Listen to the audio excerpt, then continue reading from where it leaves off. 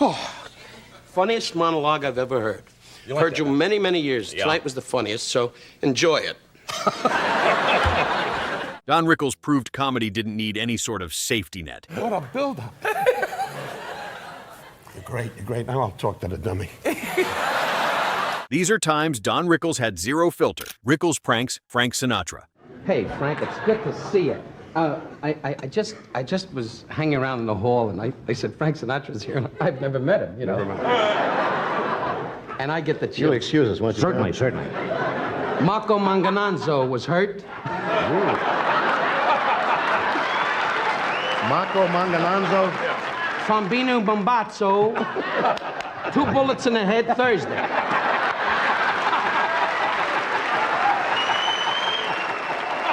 Rickles' Sinatra prank story has the perfect zero filter setup because it involves walking straight into danger with a smile, roasting Denzel Washington and Dave Letterman. I'm always thinking about you a little bit. Sure you are. Yeah. And I'm Adolf Hitler. Now, wait a minute. Why did I say Adolf Hitler? Yeah, now, Don, You don't have to laugh. Just look at me and, you know what I mean. I heard that you... Why is he sitting here? Does he have to clean up or something? No, he wanted to be out here because... You're Academy Award, everything else, and he's sitting there with a little Jew. Oh, you're not going to go anyplace with me. Now, listen, speaking of not being in somebody's movie... Why are you pointing? I'm here. I see. Denzel brings movie star cool, Dave brings late-night sarcasm, and Don walks in like neither one of them is safe. Rickles letting loose on The Tonight Show. How you doing, Snooky? I spoke to the people in Watts. You're the man with the blade. The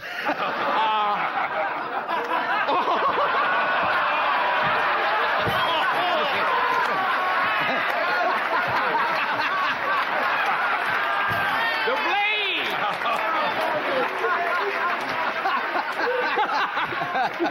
I always see, Snooky, we kid. You never know when you'll play a delicatessen. You know, you get a gig. This 1983 Carson appearance catches Rickles in full attack mode, but the attack is so controlled that it feels like music as he walks onto The Tonight Show. Rickles tears into Carson. A little underneath, he's wearing jeans and a dead cowboy suit. A dead cowboy Yeah, suit? well, they don't know. Of course, I understand that. Never ask you what you mean. We're not going to make this a question and answer. That's Hit the right. buzzer and win 2 trips to a luau.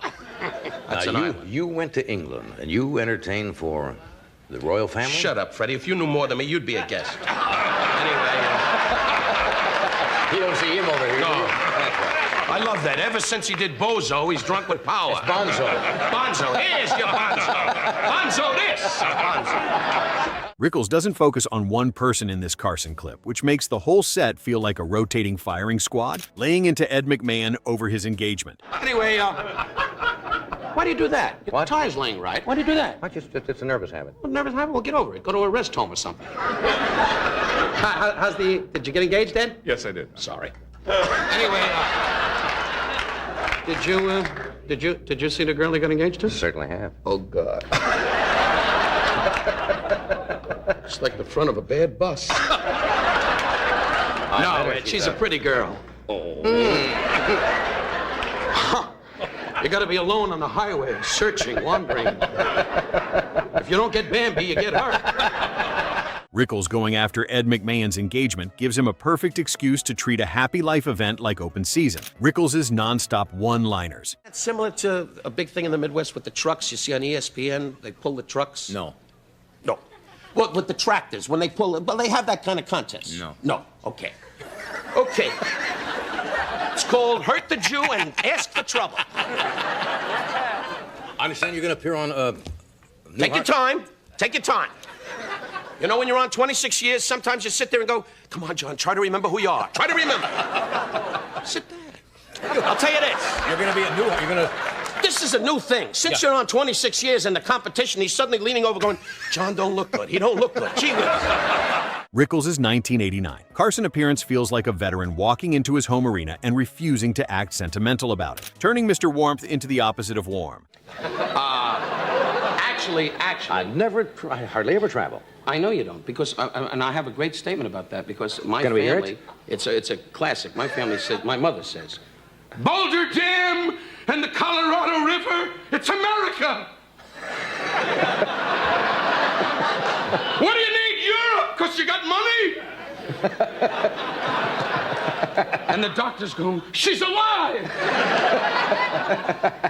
Because it's true. We have a great country, and when we get a few bucks, well, you're beyond that. The Mr. Warmth label is hilarious because Rickles uses it like a fake warning sign before saying things that are anything but warm, taking shots at each other with Johnny Carson. John.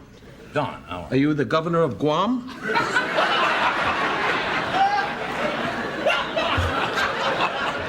aren't you getting a little older? I know your age. The prom's over. All right.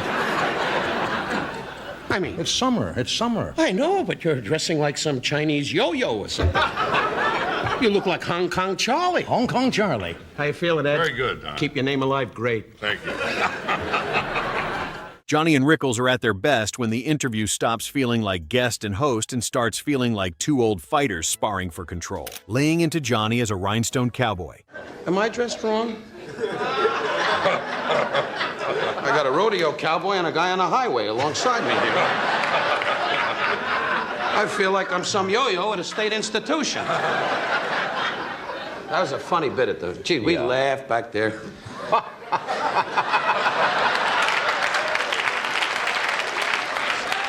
The mule died. The mule died.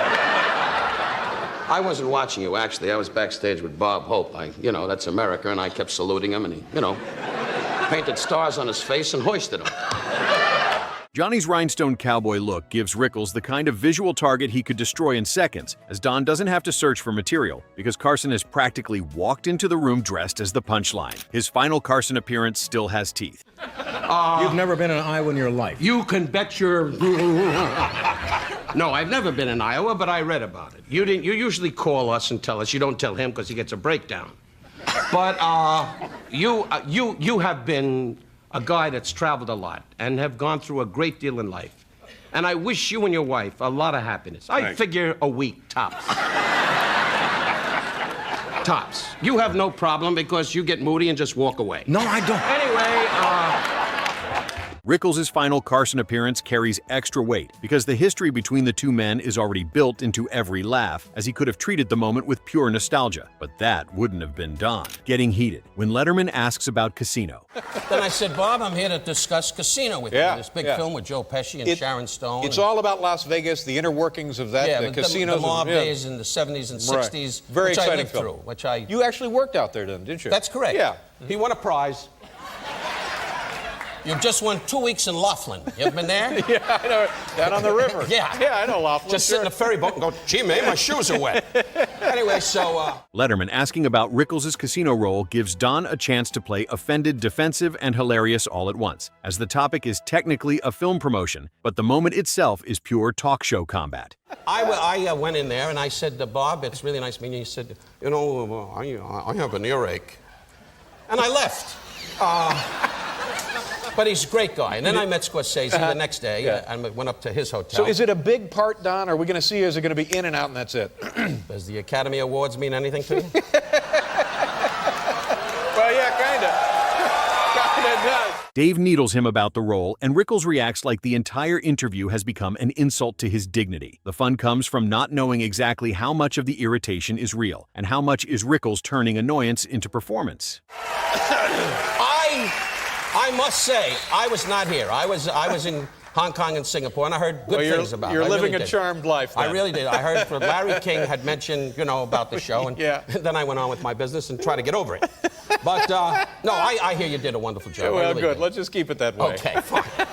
Why, did something go wrong? No, everything was fine. Okay, fine. Now, Letterman understands that gray area and keeps pressing because he knows Don will give him something better than a normal answer. Rickles' zero-filter side shows in the way he refuses to stay politely grateful for the plug, making the interview feel like a fight over respect, which is exactly where he always did his best work. The segment belongs here because it captures that dangerous line where comedy meets genuine tension, storming Letterman in 1983. You remember him? Yeah. Ed McMahon, who you're going to have on tomorrow night. Here tomorrow, I just saw him today. We had a drink together, and he runs in front of Johnny's car and checks for grenades and all that. It's his whole life, Johnny Carson. Paul, have yourself committed. That's the nicest thing anybody's ever said. Rickles' 1983 Letterman appearance feels rawer than the later polished nostalgia clips, because Dave is still young enough for Don to treat him like a kid at the adult table. Later on, we'll come over and have harmonica lessons. You're okay. Good to see you, Hiram. You're a good fella. Don, you just got back. Can I ask you something? Please David? do. When you were a kid, did they hang you? The chemistry is sharp because Letterman's cool, ironic style meets Rickles' older nightclub attack style head-on. Don doesn't ease into Dave's rhythm, but tries to bulldoze it and make the host react. The crowd can feel the difference between Carson's old friendship with Don and Letterman's more nervous admiration. That slight uncertainty gives the interview extra bite. Rickles makes Dave earn control of his own show, which is exactly why the segment stays funny. It belongs here because Don treats a new generation late-night host with the same fearless disrespect he gave the old one, showing his willingness to make every host prove they could handle him. Duking it out with Jay Leno. That joke could cost me. Now where? I didn't know you were doing. I do Indian reservations. I'm not like you. You show up in Vegas for 2 nights and they say, sold out, can't get in. Any moron for 2 nights can be sold out where you're on every night, for crying out loud. What is the challenge? I go to an Indian reservation where they're sitting in loincloths in the front with arrows going, hey, nigga, kill in there, hey, nigga, kill in there. And I keep saying, I love Geronimo. And I had a wonderful time there. They were great. Yeah. I really did. I gave them a bucket of corn and they left me alone. Rickles with Jay Leno works because Leno is more visibly competitive than Carson, and Don immediately turns that into part of the bit as Jay tries to joke back. But Rickles has the old-school timing that makes every reply feel like a counterpunch. The segment becomes less of an interview and more of a tug-of-war over who gets the last word. Don's zero-filter style forces Jay to stop sounding like a prepared host and start defending himself in real time. The fun is watching Rickles ignore the normal late-night rule that the guest should help the host look smooth. He makes Leno work for every laugh and then acts like Jay should be grateful for the beating. It belongs here because the whole exchange feels like Don walked onto The Tonight Show and refused to let the younger host win comfortably, showing his refusal to adjust his attack style for different generations. Heckling Jimmy Fallon before the interview even starts. But you're a hell of a musician. Good luck. Yeah, what do you? He's not that good. No, your microphone's on. Your microphone's on. Oh, my microphone's on the whole time. I'm scared. No, yeah, welcome. Thank you. Thank you. Big audience. You got a good crowd here. I do get a great 12 people. 12 people. Rickles' Fallon appearance is great because he doesn't wait for the formal interview to begin before turning the room into a target, as Jimmy's show is usually high energy and friendly, but Don immediately brings an older, sharper nightclub temperature into the studio. The roots become part of the comedy too, which makes the whole set feel exposed. Fallon laughs like someone delighted and slightly overwhelmed that Rickles is still willing to go there. The generational contrast helps because Don's insults cut through the polished modern late-night atmosphere. He doesn't adapt by becoming softer for a younger host, but makes the younger show adapt to him, which is why the moment feels so alive. The segment captures Rickles proving his style could still dominate decades after he first perfected it, showing zero-filter comedy doesn't age if the comic has enough confidence. Don makes Larry King cry laughing. I became an American citizen. He thinks he can hang out with me for crying out loud. I didn't quite say that. Then they said your papers. I want to be American. All right. Okay, Scotsman, go in the back and clean up the room. Hey, no, come on. No, you know what? Gee, you know, on television, it looks like you got a massive audience. You got 6 Jews and 3 Italians. That's it. Oh, yeah, and one Irish guy sitting there going... Oh, there's a black brother. Oh, bless you. Larry King's interview format gives Rickles more room than a normal couch segment, and Don uses that space to turn a serious cable conversation into a roast session, as Larry is supposed to be the steady interviewer. But Rickles keeps knocking him out of that role. The title says Larry cries from laughing, and that's the best summary of why the clip works. Don can answer questions, but he never lets the show become too calm or respectful. Is it a holiday? God bless you, baby. Don.